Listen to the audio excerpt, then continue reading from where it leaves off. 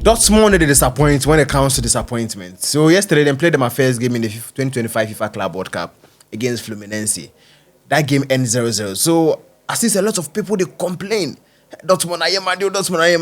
But if I not say when it comes to disappointment, Dortmund won't disappoint. Anytime Dortmund knows the world is behind them.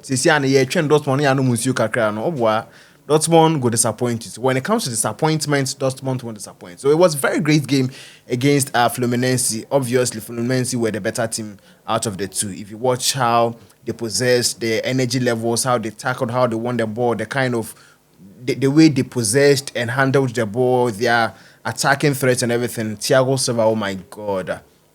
I think Fluminense were just marvelous to watch against Dortmund yesterday. And always that they talk, see, this FIFA Club World Cup we are playing, let's not think basic or general, let's not think the European players are better than the South American players. The players who play in Europe or the players who are European based have the advantage because of the kind of investment we have in the European football. So if you look at the top 5 leagues, the English Premier League, the Italian Serie A, the Spanish La Liga, the French Ligue 1 and the German Bundesliga, there are lots of investment in it, and that is why you can see a team like let's say Eintracht Frankfurt go to Palmeiras, take one of their best players. A team like if you come to Spain, a team like Rayo Vallecano, Villarreal, Valencia, they can go to these clubs and then take their best because the amount of investment in South America is very little. Hence, these players are playing to get the opportunities to play in the top 5 European leagues or any team that is going to pay them good.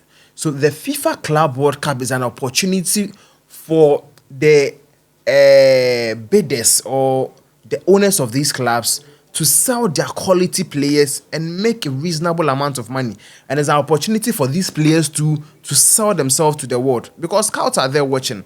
Fluminense is coming to play against Dortmund. Let's say Palmeiras are playing against Man City.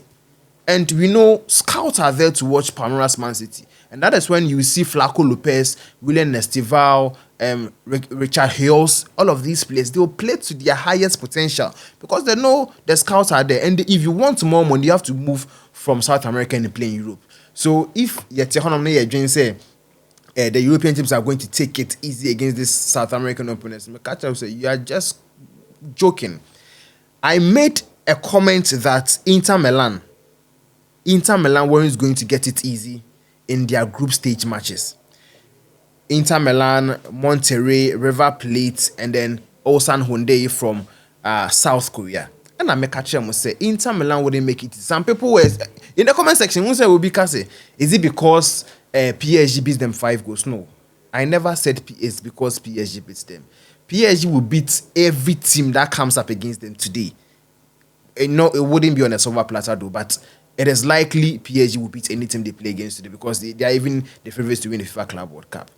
But Oshe Sergio Ramos with the kind of experiences. I mentioned Sergio Ramos and someone was arguing with me yesterday against Inter Milan. They won the Man of the Match award. Into Okachem said because you watch Inter Milan every day, you don't have the opportunity to watch the Mexican league. You don't want the Argentina, you don't want the Colombian league. So you don't know the kind of players they have. So if you are playing, Inter Milan is playing against a team like Monterrey, the reason I'll tell you that they are going to struggle is Simone Inzaghi, who has been the coach of Inter Milan for the past 3 seasons, is no longer with them. He's moved to Al Hilal because Al Hilal would also want to perform in the FIFA Club World Cup. Last season, Al Ittihad won the league in Saudi, so they would want to come back stronger next season. So they've taken Simone Inzaghi and Christian Chivu. Very fantastic job with Parma. Yabe Foul. And your first match should be in the FIFA Club World Cup. Inter have a very great team, but he is now yet to implement his style with Inter Milan, and it's not going to be easy. And Osha Monterrey, they've been very consistent. They have Oliver Torres experience in Europe. They have Canales experience in Spain. When he was in Spain, he was one of the best midfielders in Spain, Sergio Canales. You have Sergio Ramos, you have Lucas Ocampos, who was one of the best players for Sevilla, and even one of the great players in Spain as well, played for the Argentina national team. You have a player like Jesus Corona on the bench, who is very famous with his play, where else he was playing for Sevilla in Spain. So when you have these quality players in your team, and then now Oba boy against them, and you think it's going to be an easy ride. Sometimes you see people, you sit there and say, "Oh, these people are all massa." Football goes way beyond what you think. You understand? And the best defender, arguably the best defender on this planet, is Alejandro Bastoni. Sergio Ramos rose against Bastoni and then slaughtered the ball at the back of the net. That should tell you that we have quality, experience, and hunger all plays important role in this kind of competition. So that is how we saw that game yesterday. That is how their game ended against Monterrey yesterday. So they have the opportunity to make amends in this game against Ulsan Hyundai, who also lost against Mamelodi Sundowns yesterday. So Sundowns beat Ulsan Hyundai by a goal to 0. That goal came in the first half, and I think it was a total dominance from the South African side. Football is being played in every continent in the world.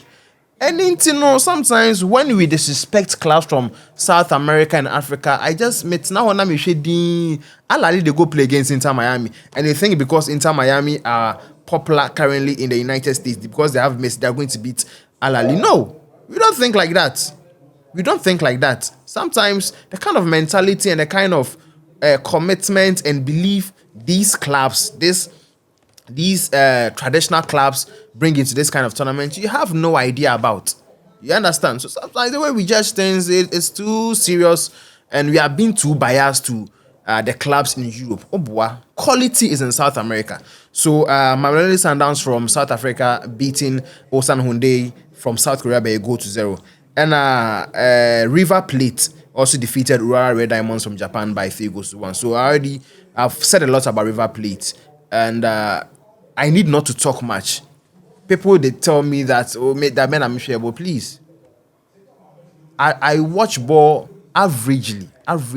Man, I watch like 8 or 10 matches from every country. Measure England, measure Spain, measure Italy.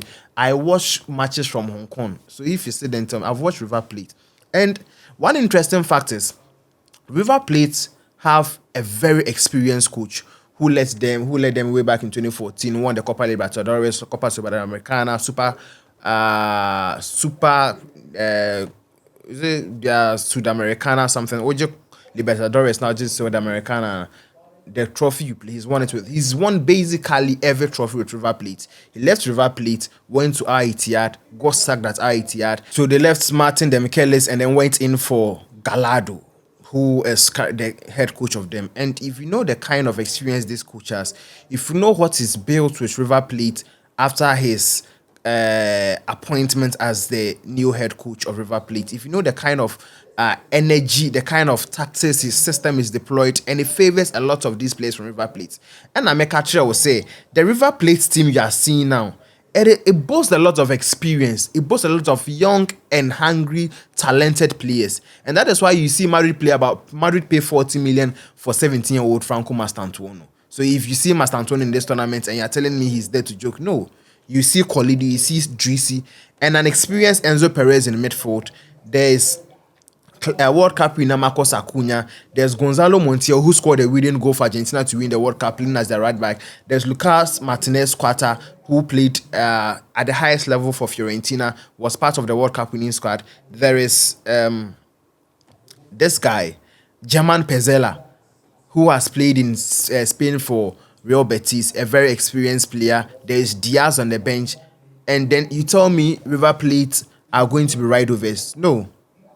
Quality is in South America, and these South American teams, they are very serious in this tournament because they think this is the opportunity for them to sell themselves out. So Flamengo won by 2 goals to 0. They are in Brazil. Fluminense drew 0-0 against Dortmund. There is Palmeiras who drew 0-0 against Porto. So these are the Brazilian teams. From Argentina, it is Boca Juniors who drew 2-2 with Benfica. River Plate won by 3 goals to 1. And if you go to North America, we have Pachuca, who haven't played yet. They are going to play against Salzburg, which I think Pachuca are going to beat Salzburg.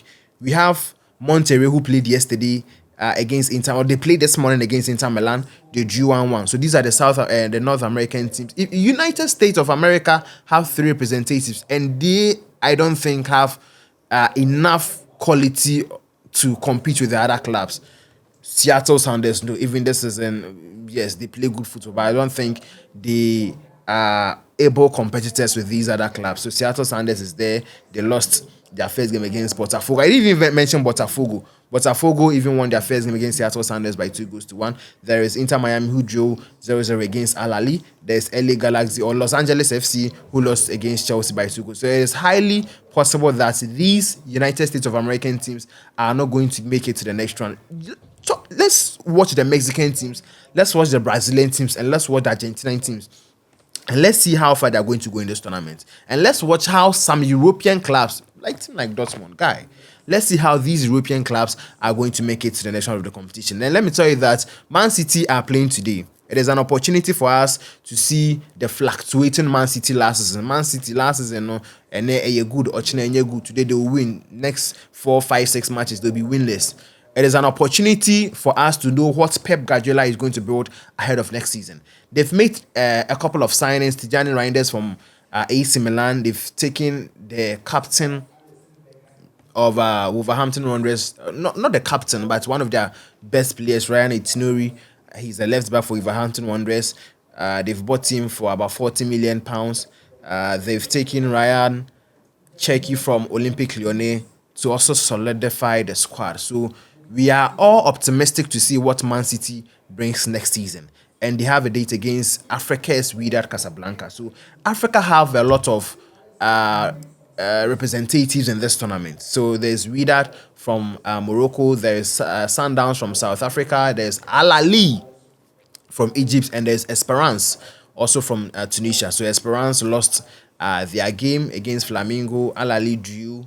Sundowns have won, and there's an opportunity for Wydad to see if they are going to join Al Ahly as a team to draw, or they're going to join Sundowns as a team to win. I'm not sure they would want to join Esperance, but it's likely that they are going to lose against Man City. Man City, the gap between Man City and Esperance, I think this one, it is a lot. And unless something happens, I believe City are going to win. And speaking with City, they've appointed a new captain in the name of Bernardo Silva, who is going to lead them in this FIFA Club World Cup. I'm highly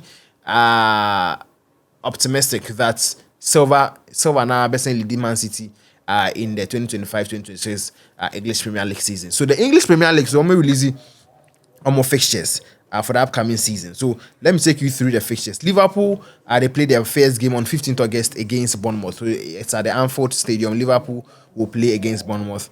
Aston Villa will also have date against Newcastle United at the Villa Park. Brighton and Hove Albion against Fulham at the American Express Stadium. Nottingham Forest against Brentford at the City Grounds. Sunderland and the Stadium of Light will play against West Ham United. Spurs against Burnley at the Tottenham Hotspur Stadium. Wolves at the Molineux Stadium will play against Manchester City.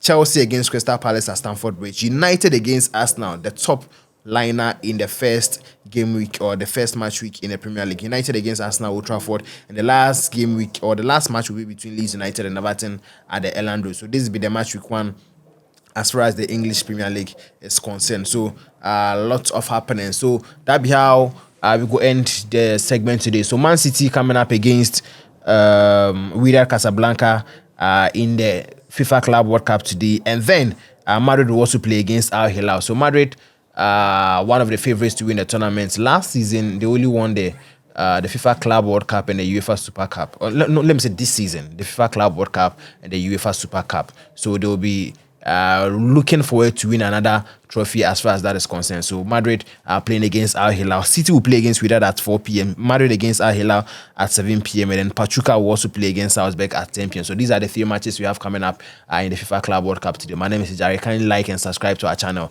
on YouTube, BGMN Sports, on TikTok, BGMN Sports. I'll see you again in another episode.